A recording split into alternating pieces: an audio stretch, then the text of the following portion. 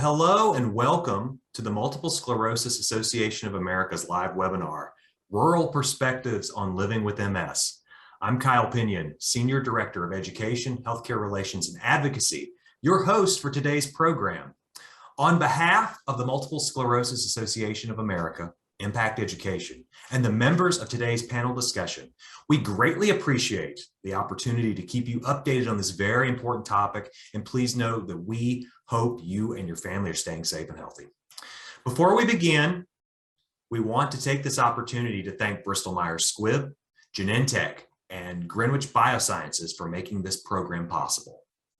As you may know, hopefully, MSAA is a national nonprofit organization in service for over 50 years, dedicated to improving lives today for the MS community. I wanted to take a moment to give a briefer than brief overview of our services. If you've called us before, you've likely already connected with trained and compassionate helpline specialists who have a social services or counseling background and are familiar with MS. Helpline specialists can assist people living with MS and their care community with identifying helpful MSAA program recommendations, as well as other resources available from the broader MS support community. I will also note the MSAA cooling and equipment programs that are available to individuals who might be experiencing financial or insurance barriers to accessing tangible items that can help to manage some of the symptoms of MS. Examples of products available through these programs include items such as cooling vests, to help those experiencing heat sensitivity, and or seated four-prong walkers for mobility support, among a number of items. We also have the MSAA MRI Access Program, also for those who are experiencing financial barriers to accessing their cranial or C-spine MRI for a diagnosis of MS or to track disease activity. For information about eligibility criteria, applications, or just more details about these or other MSAA programs, please visit the MSAA website, pop us over an email, or just give us a call. We'd love to talk with you. Also, just a brief reminder that the discussion being presented today is for reference and informational purposes only and does not constitute formal medical recommendations in any way. For any personalized recommendations, please be sure to consult with your medical professional. Also, we want to extend a huge thank you to our friends at Biogen, Genentech, and Sanofi Genzyme for their vital support of our new virtual display hall. If you haven't had a chance to visit yet, be sure to click the link in the chat box to take a look at the products and services they have available. It's a lot of fun. For your friends and loved ones who couldn't join us, today's program will also be archived to our website very soon. For our Q&A session, please type your questions into the chat box and we'll address them at the end of the presentation. Also, if you are having any technical issues at all, please type those concerns into the chat box as well. Finally, at the conclusion of today's program, you'll be asked to complete a short survey. We would be so grateful and appreciative if you complete this survey before closing out of the meeting window. Your honest and open feedback of our programs is vitally important and helps not only shape future programs, but also continues to secure the needed funding that makes them possible. With that said, I'm so delighted to introduce you to each of our roundtable members for today's important discussion on rural perspectives on MS. MS specialist Dr. Brant and MS community members Chandlee, Bryan, and Rayna, Kenney. Now, just in way of short bios, I'll just say Dr. Oliver is a healthcare improvement and implementation scientist and educator whose work focuses on applied healthcare and improvement science research with a focus on complex, costly, and chronic health conditions, including MS. He's at Dartmouth University, and he also serves, I'm proud to say, on MSAA's Healthcare Advisory Council. Now, diagnosed with MS in 2013, Chandlee is a co-facilitator of her local MS support group and partners with the Chronic Health Improvement Research Program at Dartmouth on healthcare quality improvement initiatives. And Reyna is a co-investigator for MS grant funding and a peer mentor for MS wellness programs. I'm so excited about this program, not only for being able to reach out to this population and discuss these important issues, but also on a personal note. I also come from a rural community, and I just want to say hello to any of my friends from Harlem, Georgia, who may be here. Now, as we transition over into the actual the program itself, I want to note that this is going to be a roundtable discussion instead of sort of a more didactic presentation. This is going to be free flowing. I'm really excited to get everyone's perspectives. So to start on our first topic, let's talk about everyone's connection to the rural community. We'd love to hear a little bit more about your connections overall to this community, and specifically the rural MS community. Dr. Oliver, I'm going to start with you. Thank you, Kyle, for inviting us to be part of this really important program. And it's an honor to be working with Chandlee and Rayna today. I think it's going to be a wonderful conversation. I've been in the Upper Valley of New Hampshire, which is a rural area, since about 2006. Prior to that, I did my clinical training in an urban area. I was trained at Mass General in Boston and worked in urban areas for a number of years before coming up north to transition to work in a rural area. I've been in MS practice since 2006 as a multiple sclerosis specialist and also as subspecialist in multiple sclerosis related mental health and cognitive issues. I've been in practice now, let's do the math, almost 20 years in that area. And that clinical experience has also driven a lot of the research that I've been pursuing in complex chronic costly illnesses. My connection with the rural community has been personal as well as professional. Adjusting to living in a rural community, you notice a lot of things that are very different from urban settings. The distance to get to things, the amount of resources available, transportation time, the built environment being not accessible as is accessible as in many urban environments, the ease of which it is possible to network and the diversity of options available to you can be much different in rural areas than they are in urban areas. And also the cultural diversity can be a lot different in rural areas than in urban areas. In MS practice, I've worked in an academic medical center setting and also in a community hospital setting, and have noticed that compared to urban settings, the way that health systems are structured and how they function can be very different in a rural environment because there's a lot less healthcare competition.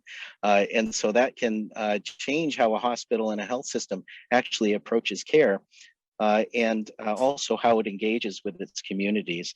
And I've actually found in recent years that working more closely with people with MS who are leaders in trying to bring the patient voice forward into MS care have actually helped us dramatically in better understanding our rural healthcare needs. And that's why I'm really happy that Chandlee and Rayna are here with us and can share their views. Me too. And thank you, Dr. Oliver. That was super enlightening. Chandlee, I'd love to get your perspective now. Thank you, Kyle. So I have been living with MS that I know of since 2013. I had my first symptoms in 2005, and I was very lucky to get diagnosed here at Dartmouth Hitchcock Medical Center, which is about 10 miles from my house. I'm privileged in the fact that even though I live in a town of 13,000, and I'm 4 miles away from the closest place to get toilet paper, I knew about shopping in advance well before COVID. So I was completely stocked up. Because of my medication, I was very used to grocery shopping on Friday night and sort of watching my immunity system already. But I have been privileged to be able to live in both urban and rural areas. And I feel like one of the things that's especially exciting to me about being able to be with you today is because sometimes I feel like often discussions about having MS don't address where the person is. So I used to live in New York City, and now when I go back to New York City, I think, and I'm on the subway, I think about how challenging it is not having access to elevators and how difficult it would be for me to navigate MS in New York City.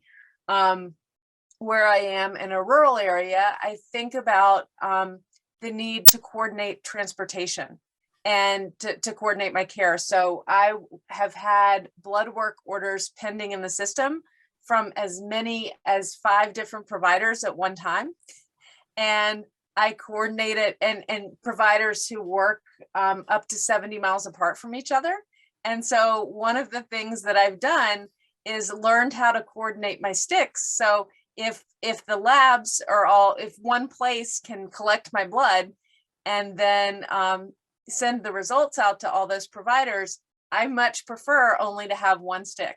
And that's what I do. So I'm very used to coordinating that. And I've been very fortunate to be able to be involved with Brant and colleagues on some discussions on how we can improve access to people who live rurally as well. Well, thank you, Chandlee, and we're very fortunate to have you here, and I'm excited to hear more about your thoughts, especially as we kind of dive into the transportation topic a little later in today's roundtable. Reyna, last but not least, I'd love to hear a little bit more of your thoughts on the topic. Well, I was diagnosed in 2003 in the state of Massachusetts, that ended up having a lot of access to different doctors and such. And then I had moved to a wonderfully rural hometown, I call it, where the closest store was about 10 miles away. So, and that was a local cafe that was, owned by locals. We had a very limited access. So that thought process and that coordination of resources, especially medically, started most definitely being top of mind.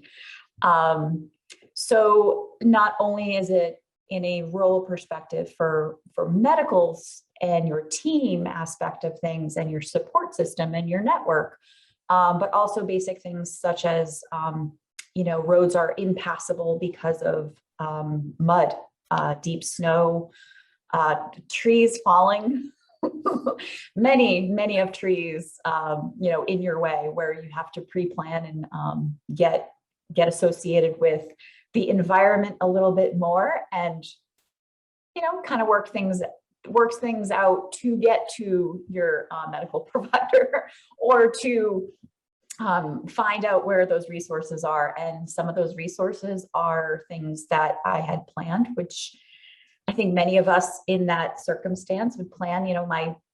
My car had a chainsaw when I went down those 10 miles, because I knew I wanted to get to a location, and that downed tree was an obstacle. Winter survival gear, anything like that, where we'd have a loss of cell phone service or a loss of internet service, but I really do wanted to reach out for those resources, or request different ways of having a provider contact me. So most definitely living in a rural community is multifaceted, I think, team and network. So I'm really happy to be here today to talk and discuss some of my experiences in some of those managing difficult situations. Thank you, Raina. I really admire your ability to use a chainsaw. I've never used one in my entire life. But that's dedication. Yeah, no kidding. In the car and everything. My gosh. There's a challenge in front of you, and some of the times you're like, well, I could call or do this, or let me learn something new. Sure. I'm not getting in Raina's way if she's determined to make it from A to B. She's equipped. Sometimes you just have to do it. Yeah. Well, it sounds like each of you have a deep and unique connection to the rural community in so many ways. I'd love to hear a little more about what your perspectives are on the reality of living in rural areas and living with MS. So as we transition into the next topic, how would you describe what it is like to live with MS and live in a rural community specifically? What does the day-to-day look like? And I'm going to leave that open for anyone who wants to tackle that first. I think one of the things that's important to think about day-to-day is how much you share and with whom. For me right now, I'm still at the point where a lot of my MS is invisible. And one of the things I like to say about MS sometimes, Brant has heard me say this before, is MS is not a multiple choice disease.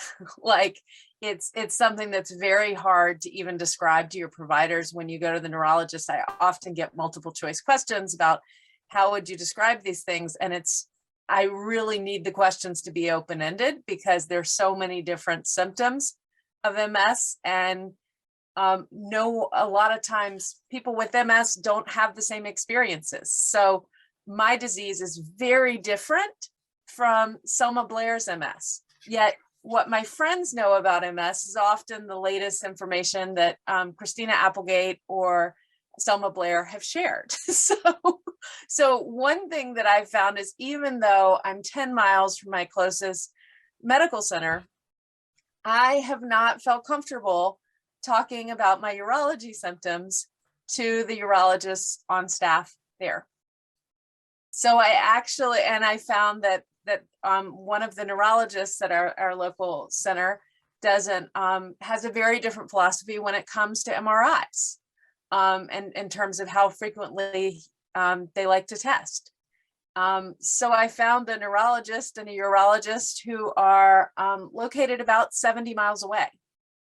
And so I regularly see that they are part of my care team, and I feel comfortable sharing information with them. And one of the things that I found with MS is I can't afford to not address symptoms. Like, one of the things that I learned, and this was from a study done in the UK with a small sample size. So it's, again, this is not medical advice in any way, but that one of the most common reasons for MS, people with MS, to go to the emergency room is actually a UTI.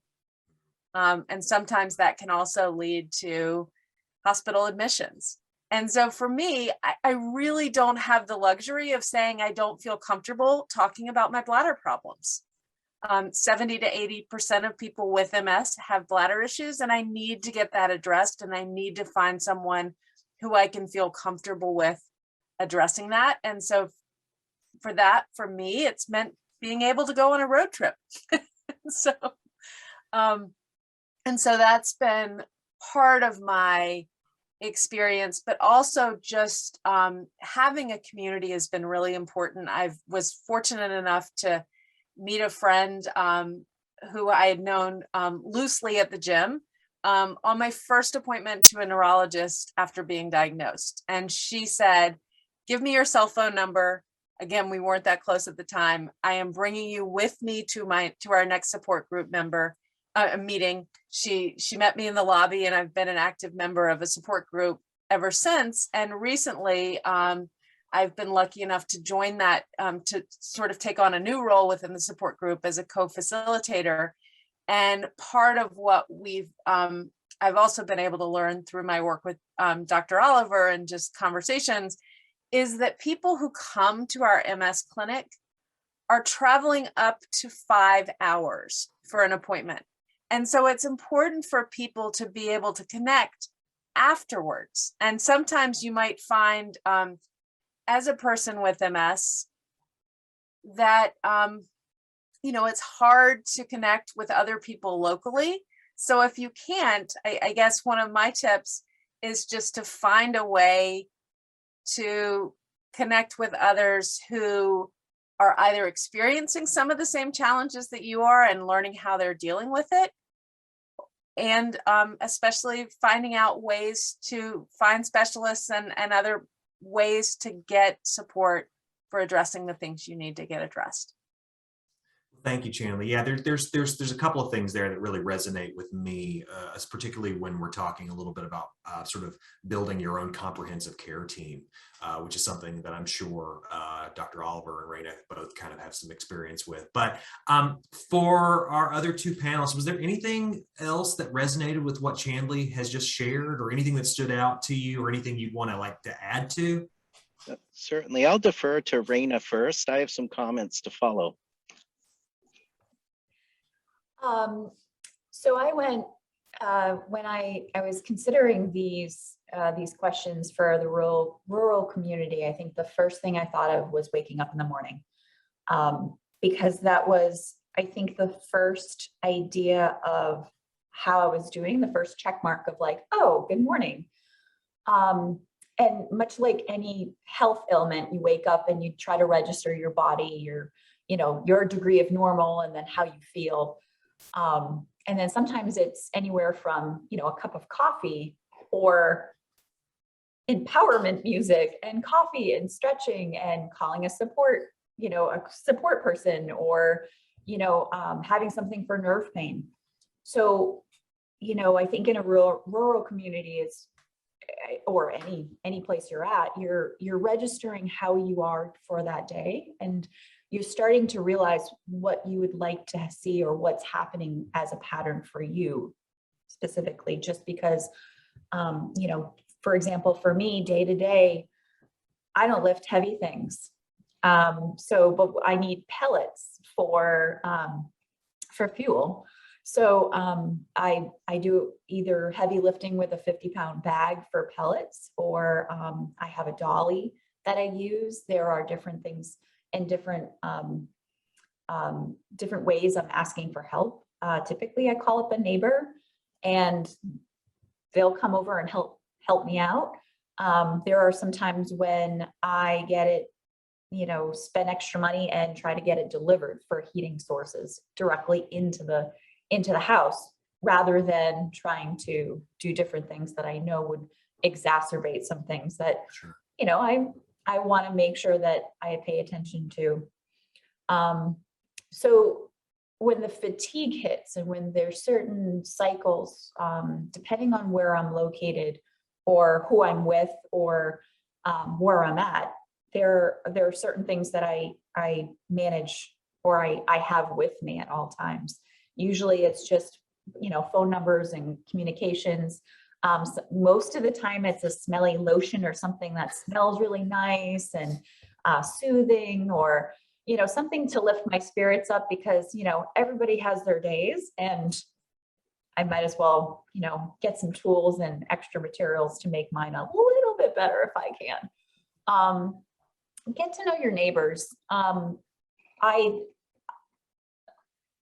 I started going to meetings and community events more often, not just to talk and to see other people, but have them see me, get to know me. So when there was issues, and when there was something that we were trying to manage as a community, such as a tree down in the middle of the road, people got to know me and started seeing me. And so there were more opportunities for an open discussion of transportation and activities in the area and communication.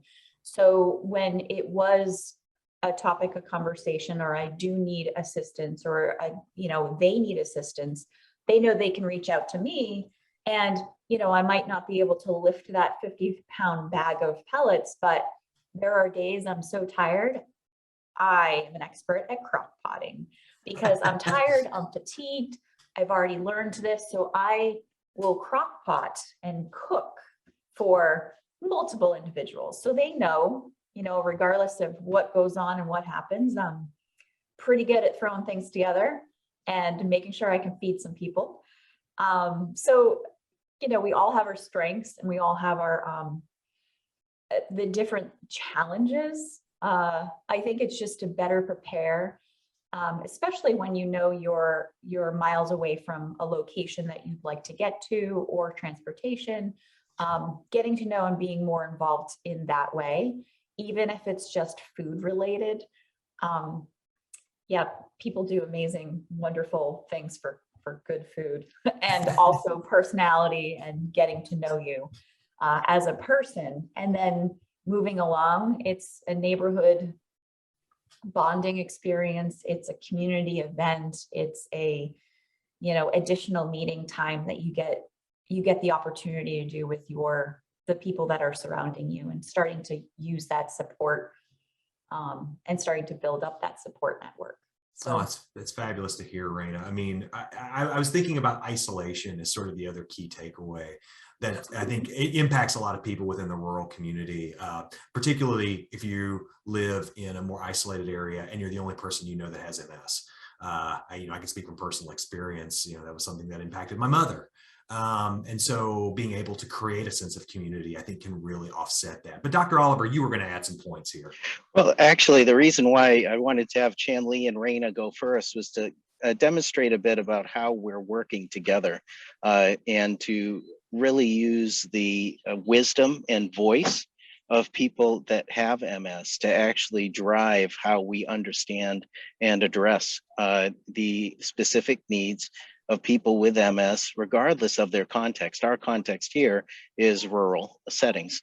Urban settings have challenges as well. I certainly don't want to minimize that.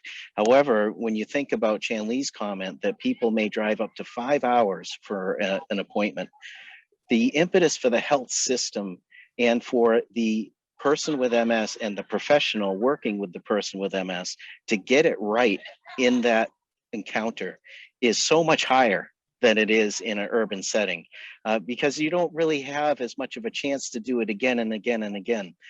So this idea of getting to know people with MS as people, as Reyna was talking about, and to leverage networks and community building to help us to understand who these people are that we're trying to work with to help them have a better health trajectory and quality of life, and also to help the health system redesign itself so that the professionals trying to help can do a much better job.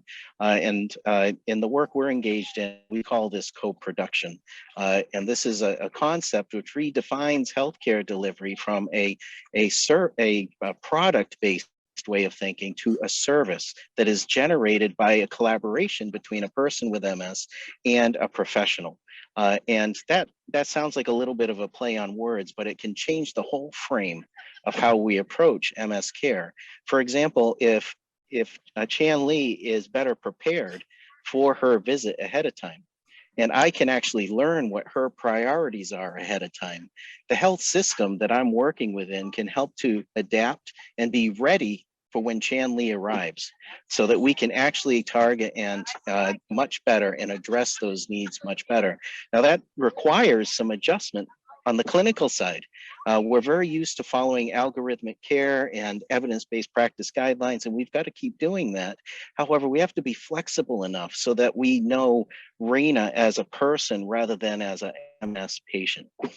And knowing where Reyna is coming from, what her community resources are, and what her specific needs are, and how they may differ from what Chandlee's needs are, starts to open the door to new conversations about how we can design care together. And we call that co-design, where clinicians and people with MS are actually working together to design how we're going to design and provide MS care.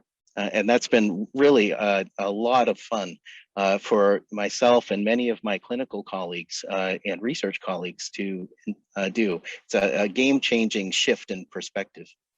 Well, I agree, Dr. Oliver. And, it comes back to that magical term for us, which is shared management, which we have a number of really great tools, just as a plug for our website at mymsa.org. If you ever want to take a look at some of our shared management tools, some of those kind of dive into like how to change your MS therapy, if it may not be working for you, et cetera, et cetera. So please, if you're interested in that conversation, please get in touch with us. So let's get back to that support for those living in rural communities. I think that's an interesting topic, especially in these sort of isolating times that are extra isolating right now. So based on what you described, everyone, it sounds like there are unique challenges to living in a rural community. But I also know that some of our discussions leading up to today's webinar, that there are so many ways to thrive when you are living in a rural community and are living with MS. It sounds like it starts with building a support network. So I'd love to hear from the group, and I know, Raina, you talked about this pretty extensively already, but I'd love to hear from the group your thoughts on the importance of having a support network when you live in a rural community. Why is having a support network important for those living in a rural community? And if you're new to the MS community, where do you even start when building your network? And that's open to anybody. So I wanted to come across as the person with MS, but then also trying to think of how I construct that support, because I think there are a lot of people that they have tons of material, they have tons of brochures, they know the email addresses, they know the contact information of their provider, of their resources, the MSAA, but then it's where do you start, or how do you proceed? So for that discussion, I was thinking about the support network, not just being about communicating to everyone and using everything, because you're just sensing where things are. But one of the examples that I use is the teamwork approach. And it's something that I've learned since I was maybe 3 or 5 years old, when I went and started playing team sports. Even in kindergarten and in school, you're starting to build this team network of fellow students and fellow, trying to, for teaching and for teachers and for different things. So you're constantly trying to learn about this. And mainly I do it now as an adult, hopefully in a stress-free environment. But I tend to watch team sports. I tend to either participate in the sports or watch team sports, observing movie character groups. Because I live in a rural area, it's, again, something that's very easy and manageable for me to do, where I start looking at those team groups and find out how the writers write. We have so many writers that are able to blend the characters and incorporate negatives and positives and how they can benefit different situations. So I've challenged myself to try to identify how they write the story, and be involved in watching and playing sports is also a low stress way to see and learn more about that teamwork and how to make that network connection with my neighbor, or the network or that support connection with my community group. It's also a better way for me to look at how people communicate, because I know communication for me during times of crisis can be challenging. So for me to talk to a medical provider or the MSAA for assistance, for help, how do people communicate that in a stressful athletic center? And what are some of those tips and trade-offs I can apply it through to trying to communicate that for myself? Now, that's not for everyone, but I know that it has worked for me in the past, and it's something that has helped me and challenged me to breach or kind of connect that communication. So it also makes me more committed to setting goals for myself with those types of support. So I know it's something that I think about, because I think, well, my community support group is about knitting. It is social. It's something that's really positive, and I get to meet my community members, but it is not necessarily MS based. It's not necessarily, but it's the goal of communicating and being able to garner that support and knowing that network. Because somebody may say something like that they have medical needs, or they have something else, and there's an open conversation of, oh, well, maybe that's something that we can talk about in the future. Maybe that's something that we can help each other with. Maybe that's something that we can move towards. So for peer support in and around MS, and also within the community, has really connected those dots for me, along with that team group support, trying to think who my other team members are. So that's what I use. No, that's great, Raina. I really, the idea of using fiction to sort of impact fact is also an interesting approach that I've never thought of, but I really quite like it. And it's I think it was on a lot of those Marvel movies that came out. It kept me thinking, well, if they're a team, how does that team layering work, and how can I learn from this? So in any case, it's most definitely cheerleading positive perspective on things, and it's readily accessible because I'm pretty sure it's on TV right now, one of those Sure. many team-oriented shows. Well, if you figure out how to get me Spider-Man powers, let me know. So Chandlee, I want to get your thoughts on this too, because you facilitate these support groups. So I think it'd be interesting to get your perspective as somebody who participates in them, facilitates them, and recruits new members. What sort of challenges do you find in getting new membership into your support groups? I think one thing that can be really challenging, and I was fortunate enough to participate in a discussion just yesterday with some people in Sweden about who were doing some MS research.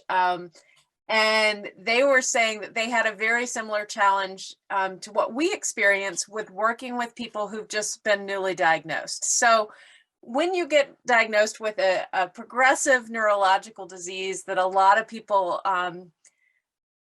associate with lifelong accumulating disability and not being able to walk anymore and everything else, it's very common to feel overwhelmed at first. In fact, my very first reaction when I was told was my eyes filled up with tears when I was in the hospital, and it was said, this is probably MS. And I said to my husband, I might have to be in a wheelchair. And he said, just think of the parking access we're going to get. Like, parking is going to be so much easier for us. And he, and I really appreciated his levity in that particular moment. But I think that it can be very hard to come to a support group without someone else. And so sometimes I think of layers of support. I have never been a varsity athlete in my life. I love to swim, and I will go swimming after our conversation today. And I will do the breaststroke because I still haven't perfected the crawl, So I think in that sense, it's helping people you should never assume that someone else is at an advanced level in what you're talking about. And so for us, when we bring in someone to the support group, or when someone joins the support group meeting, I always try to have a one-off conversation with them afterwards, just to check in and figure out what they need and sort of where they are and what's overwhelming and what makes sense. And for me personally, living in a rural area, I find that, as I mentioned earlier, there's some things that you're always going to need locally. So for example, if I suddenly have new symptoms and they last for more than 24 hours, I know I need to talk to a neurologist immediately because I might be having a relapse, and I know I might need treatment immediately. And so it's good for me to have local connections with people in neurology, and especially my primary care. My husband's copay next year for an emergency room visit is going up to $500 for an emergency care visit. So when I fell and slipped on the ice a couple years ago, I just hobbled right into my primary care provider's office the next morning and sat down and called him and said, I have an issue. If I could talk to a nurse, I just recognized it might be easier to get it handled that way. So I think if you can have strong relationships with your primary care providers, it's really important. And when you're talking to whether you or someone else is feeling overwhelmed, it's important to just take a deep breath and think, what do I need help with first? And also to understand what the other people you're talking to may be going through. So for example, if I know that it takes my healthcare provider an average of an hour and a half to get through my medicine pre-authorization, I'm going to come to my provider's office with a little bit more information to help them get through the process as well. So asking questions about the overall process and sort of what things look like on their end is important. That's such a good segue, Chandlee, because my next question was going to be aimed at Dr. Oliver. What are some ways, Dr. Oliver, that the MS community members can look to their providers for support when it comes to living in a rural community and overcoming some of the challenges that we've been discussing throughout this talk? And along those lines, what specific tools might people living with MS access through their providers? That's a really good question. I think I'll build upon the comments of Chandlee and Rayna in part to answer it. The emergence of networks and networking as a critical aspect of overall MS care and improving the health experience of people with MS is becoming more and more important, and especially so in rural areas. We heard Rayna and Chandlee give some examples of networks. It doesn't necessarily have to be a formal support group. It could be a knitting community. It could be a choir. It could be a sports function. It could be a peer wellness group where people with MS help each other work towards goals. It could be a support group that works in close collaboration with a clinical care center and starts to have close communication so that people with MS and their providers can better understand what each other's perspectives and work together to better coordinate and co-design care together. It can also help the clinical care center understand what the specific needs are of those communities much, much better. And another thing that is developing is that if you think about MS care historically, it's been very focused on clinical management.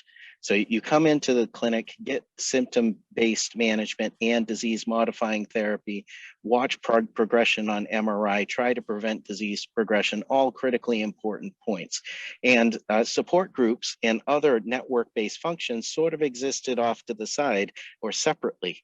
And there's a growing sense of the importance of connecting the network to the clinical care mechanism, and in the sense that having a network, it should be a required element, not an optional element for every person with MS in the future. And that professionals in clinics could start working with networks in very different ways. So to answer your question about resources, developing and collaborating with networks is one of them. Another is that the sense of networking.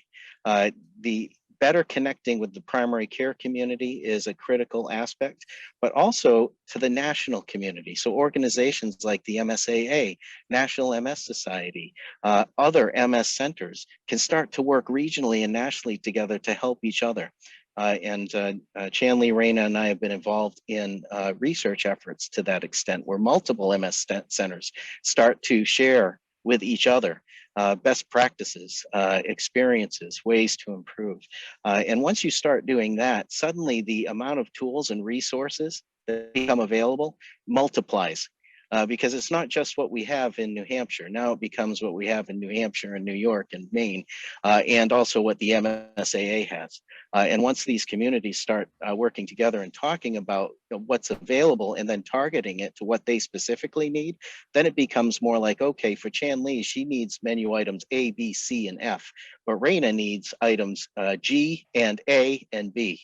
And here's how to get them, and here's how to target them, and here's what the provider needs to know about them. That starts to change things a bit between the way it used to be and the way we're trying to move into the future. Thank you, Dr. Oliver. And I got to tell you, you're just the best. You really are. And I so wish that there were Dr. Olivers all across the country for everyone in rural areas to have access to. So thank you for sharing such an enlightening set of points there.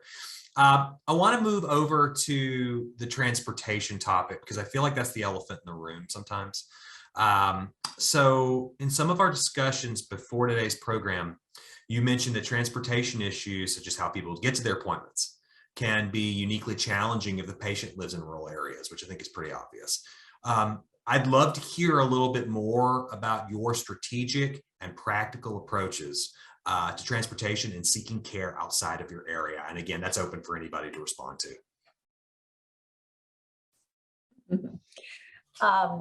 Well, I could talk a little bit about the transportation part because there was, I was involved with, once I got diagnosed with MS, I was involved with trying to find others that were of similar situation, and trying to get to certain locations and trying to work out what needed to happen. And those peer support groups were immensely important.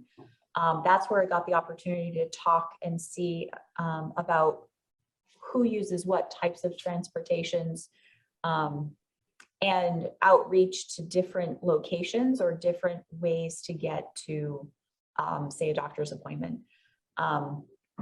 For example, one of my friends was heading down, my doctor actually was 60 miles away. So it was one of these challenging opportunities to try to figure out, okay, well, who is heading down to Concord, New Hampshire? And it was something where we were talking, and she mentioned something about a motorcycle club meeting down in Concord on a particular day. And it just so happened to be during the day. And I said, really? Would you be going down on a motorcycle or a car? Oh, my daughter's going down in a car.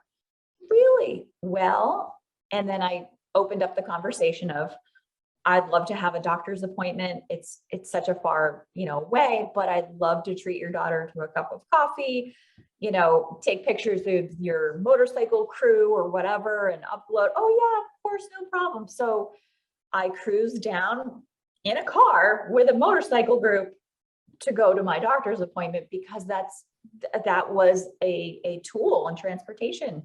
Again, it's that network and that peer support. We're all about that type of connection and communication. So if it's suddenly, kind of opening up to new and different venues that you may not have realized could still help and assist different ways of transportation. Another thing was cost. Either for the gas, there was a point where gas money was an issue. There was points where it was tough. It was a really, really tough situation. And I was so lucky and so thankful for the MSAA, because I had utilized them in their services when it came to asking the questions of, I'm not quite sure how I'm going to afford this MRI. I'm not quite sure how we can. So it kind of opened up and broadened that communication along with my care provider. I think directly it was the open conversation. It was that conversation of going, this is really tough. My insurance only covers, 80% or 20%, or so it's definitely just a huge opportunity, but using your network and finding that transportation was just something, those were some of the examples that I've used. Sure. Yeah, of course. And Chandlee, you mentioned traveling quite a bit for your appointments that you've had in the past, particularly symptomatic ones. Are there any additional insights you might want to provide on the transportation front, particularly for people who may feel trepidatious about traveling farther than 2, 3, 4 hours from their home? Well, one of the things that I think is really exciting about this particular moment in time is you don't always have to. And something that I feel like is really important for people with MS in general. And again, there's no universal should, but if you are comfortable with technology, I think having internet access is essential, and connecting with people that can get you internet action and services and help. Even reaching out to your local United Way and seeing if there are agencies that can help provide financial support for getting internet access is critical, because so much of what can be done now can also be done through telemedicine. And one of the things I'm most excited about right now is that for the first time this winter, our MS support group will be intentionally, not because we have to, we will be intentionally meeting over Zoom through March. And that is going to enable anyone that travels 5 hours, to an appointment to meet with people in our local environment. And also I've been able, through telehealth, I was able to get physical therapy appointments for free from a physical therapist, therapy center working on MS in Colorado, and I'm here in New Hampshire. So I think the possibilities of telehealth are really also opening up, so you don't have to be in, you can be in your rural space and connecting with people anywhere in the world that have internet access. And so I think that really opens up the opportunity, but I think also it's important to connect locally as well.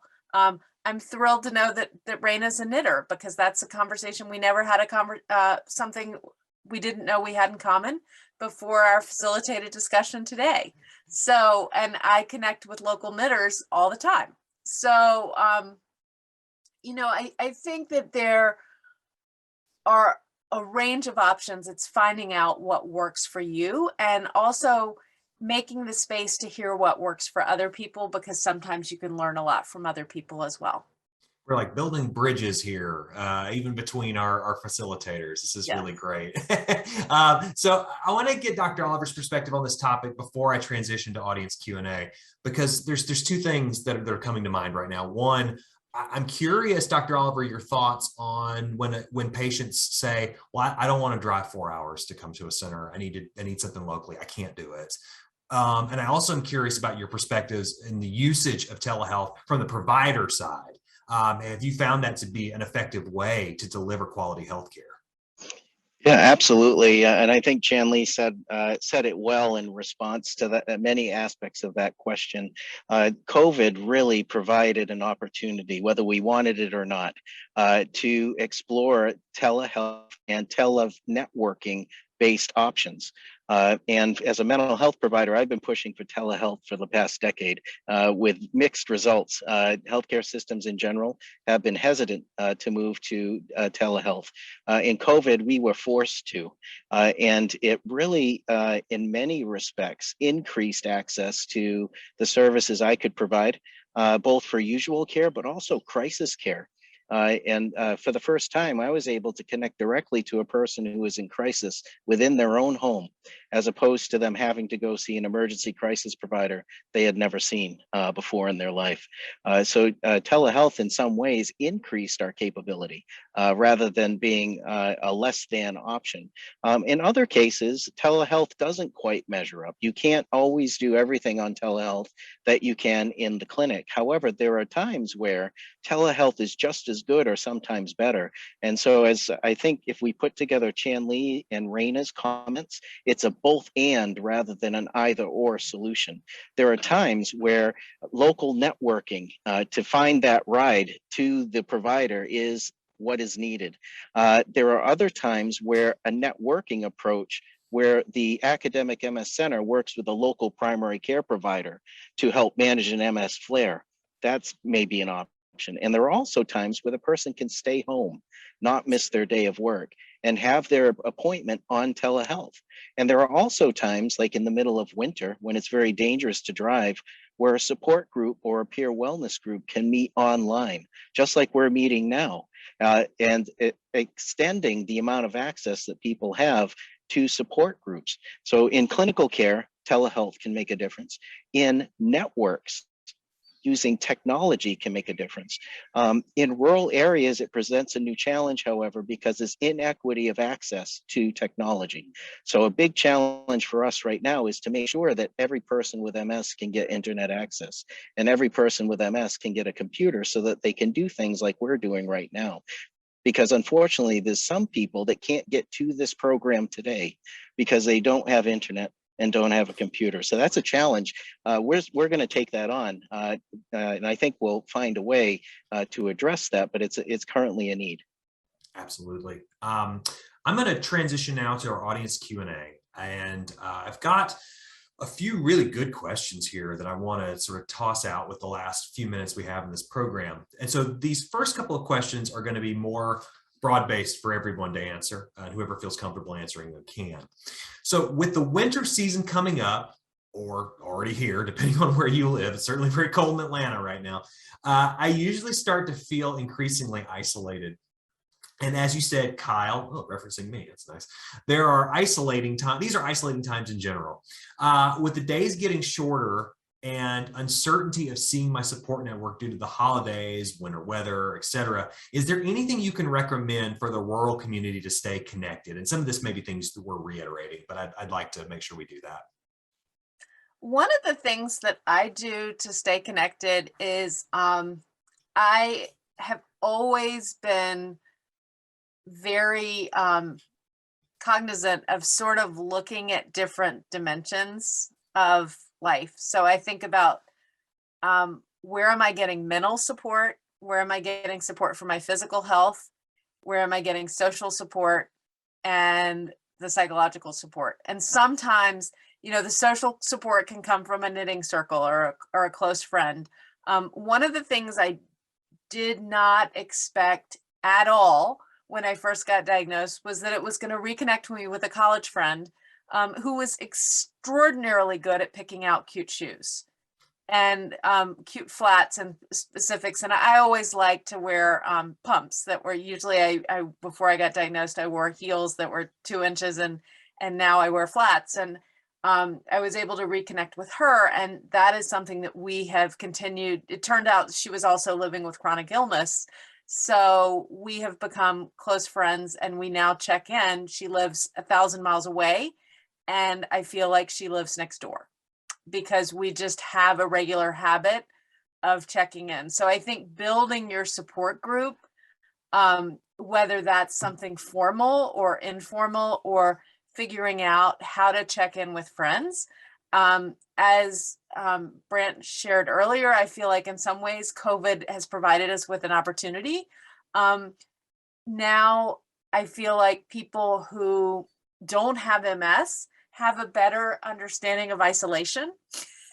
So it's easier to have. Yes, the providers needed education on this. That's absolutely right. And now we kind of have a common societal experience of isolation, but we can say, you know what, I understand that if you're vaccinated, you can, and the community restrictions have been lifted for you, you are able to return in many ways to a normal life. Here are the ways I can't. For me, I know that every couple of weeks with my MS medication, I'm not going to feel up for going out Friday night. That's typically Friday nights are often quiet nights for me after a week of work. So I think it's figuring out where you need support, both socially and physically and psychologically, and identifying the resources and the check-in points and asking for help. And don't be afraid to start it yourself or create that source for others. I think that's being diagnosed in 2003 was a much different platform of communicating. You rarely had an opportunity to discuss with another patient, but once you got connected and you suddenly realized you're not the only one with the same comment or the same issues, and you wanted to talk about that. And there was a point, I think it was a year after we started being like, you know what, let's just get a group together and go to this bar. I mean, it was ADA accessible and everything else. And, not a lot of people drank at the bar, but it was some place that we could go and relax. And we got to talk about all of those concerning things that we had in similar. And if you feel that way, and, I invite you to open up and research, because I'm confident to say that you're probably not the only one experiencing this, and feel free to start it. If you need resources, reach out, MSAA, your provider, telehealth, there's a bunch out there, and all the power to you. This is great. It's a good opportunity. Thank you both for those very well thought out perspectives, and very valuable for everyone who is kind of sitting here and kind of curious how the holidays may impact them. So thank you. I have another question. Have you ever considered, and again, this is for everybody, relocating to a more suburban or urban area? I really like my small town and quote unquote living rurally, but I worry about how my MS will progress my ability in the long term to seek care.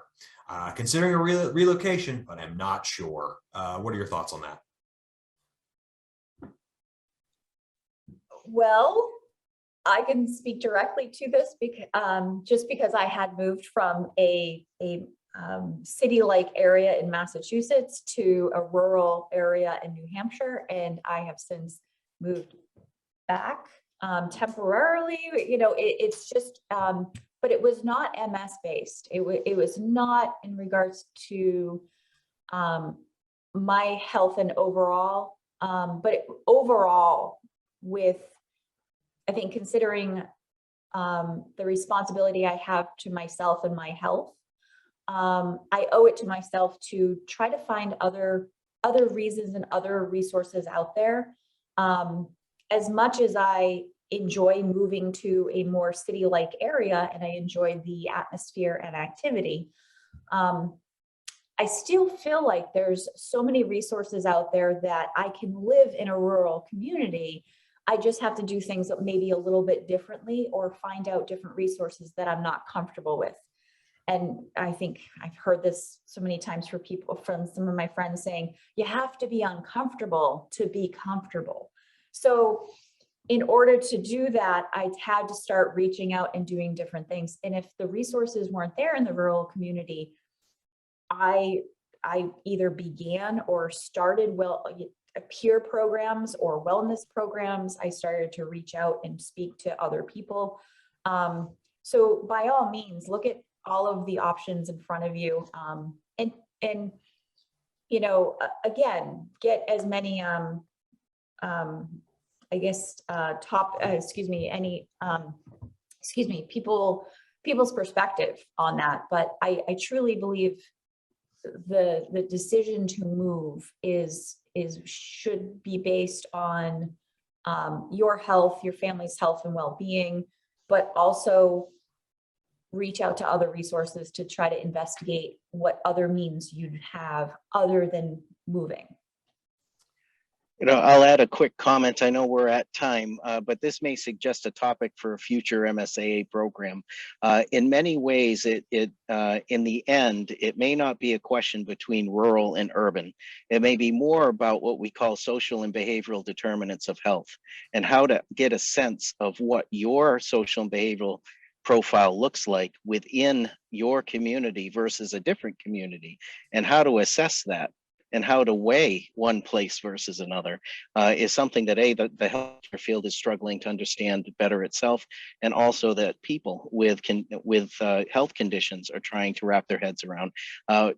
While both of those groups struggle to figure those things out, one of the best ways is to get support around your own deliberations is to be involved with the network. And as Reyna suggested, talk to many different people to get many different perspectives.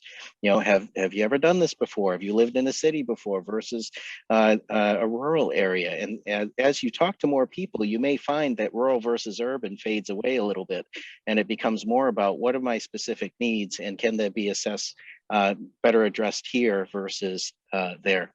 But I think, Kyle, that could be a wonderful future program for MSAA in the future.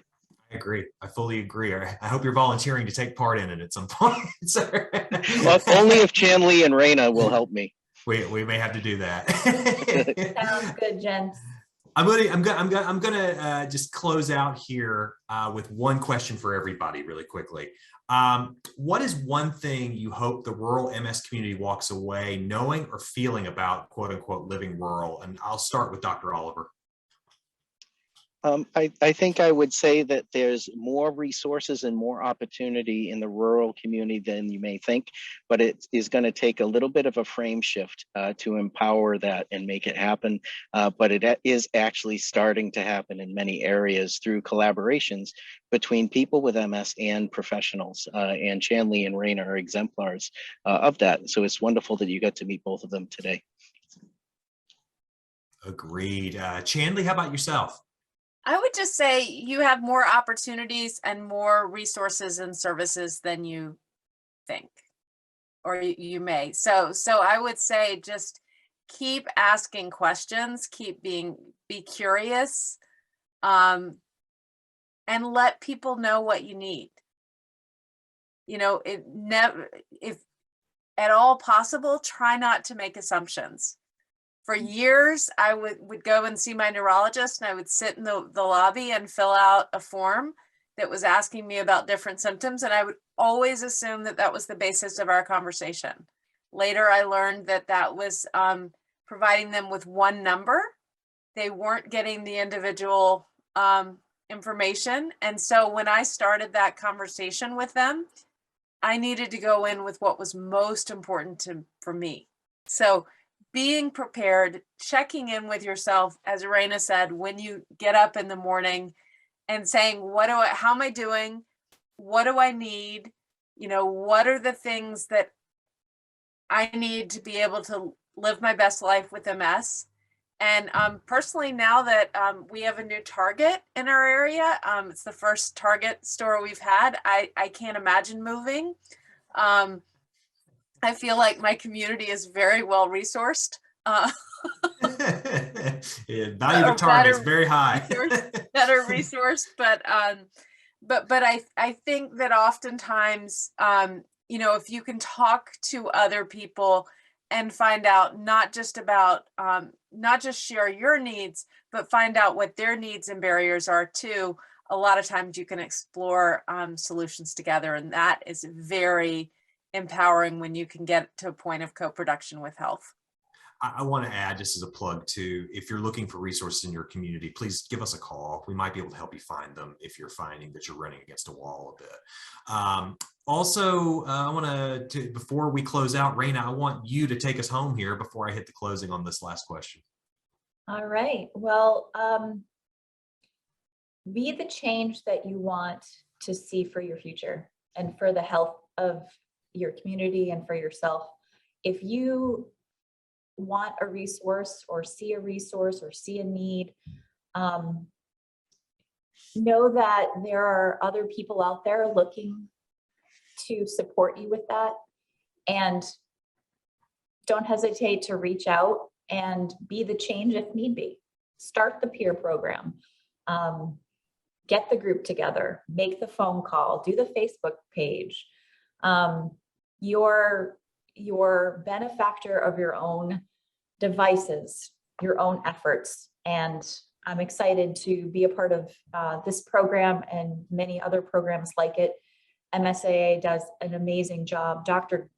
Oliver, it's just, and Chandlee, everyone here has been accumulated and been brought together because we've seen that need and we wanted to make that change, and we see that there are benefits to that. So we welcome you to join us, and most certainly begin anew if you or at least participate. So yeah, that's wonderful, and there's no following that. So with that said, I'm gonna close out.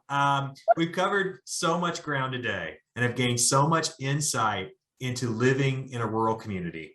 And that really concludes today's webinar. So we would like to thank our funding partners, Bristol Myers Squibb, Genentech, and Greenwich Biosciences, for supporting this series. We would also like to thank Dr. Oliver, Chandlee, and Reyna for taking time out of their extremely busy schedules to provide us with this critically important information. We're so grateful. Thank you to our friends at Impact Education, LLC, for their partnership in delivering this program. And as mentioned, today's webinar will be archived to MSAA's website in the coming weeks. Hang tight, it'll be up there soon. And we ask that you take a very brief survey that is coming up next. Program funding is dependent on our evaluation, so please just take a couple of minutes to answer a few questions for us. On behalf of MSAA, Impact Education, and our amazing panelists, thank you so much for joining us. Please see the next slide for MSAA's website and contact information if you want to get in touch about resources or any other questions you have about the MS disease course journey. Have a great day and a wonderful weekend, everyone. So long. Thanks, everyone. Be well.